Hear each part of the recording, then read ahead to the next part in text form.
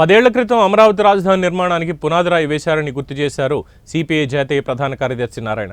5 ఏళ్లుగా అమరావతి పనులు ఆగిపోయినందుకు ప్రధాని బాధ్యత వహించాలన్నారు. దేశంలో కొత్త రాజధాని నిర్మాణానికి కేంద్రం నిధులు ఇవ్వాలని, అది ఇవ్వకుండా అప్పు ఇప్పించడం ఎంతవరకు సమంజసమని ప్రశ్నించారు. అమరావతికి రావడం,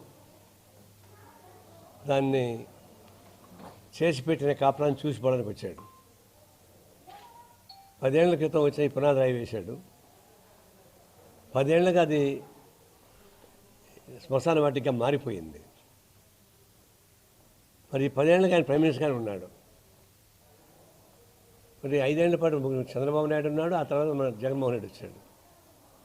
జగన్మోహన్ రెడ్డి గారు కూడా మోడీకి అనుకూలుడే, మోడీకి వ్యతిరేకమైన పొజిషన్ లేడు. అటువంటిప్పుడు ఈ 10 ఏళ్ల పాటు నేను వేసిన పునాదిరాయి ఏమైంది, ఎక్కడ జరిగింది, ఏంటి అని చెప్పేసి పొరపాటును అడగలే. ఒక విధంగా అవమానం కదా.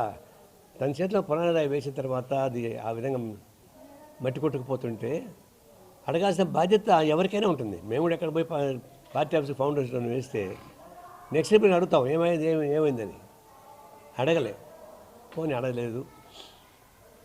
నేను వచ్చి ఉపన్యాసం ఇచ్చారు. ర్యాపోర్ట్ లాగానే మనుషులకైతే మనసు ఉంటుంది, హృదయం ఉంటుంది, హృదయ స్పందన ఉంటుంది. స్పందన ప్రకారం మాట్లాడేది నిజాయితీ ఉంటుంది. కానీ ర్యాపోర్ట్స్ కట్ట కాదు, కీచి పెట్టేస్తే ర్యాపోర్ట్ మాట్లాడుతుంటాయి. అట్లా చంద్రబాబు నాయుడు, మోడీ ఇద్దరు రాబోట్ లాగానే బిహేవ్ చేశారు తప్పితే ఒక హ్యూమన్ స్పందన కలిగినటువంటి రాజకీయ నాయకుడిగా నాకు కనపడలే. ఎందుకు కనపడిందంటే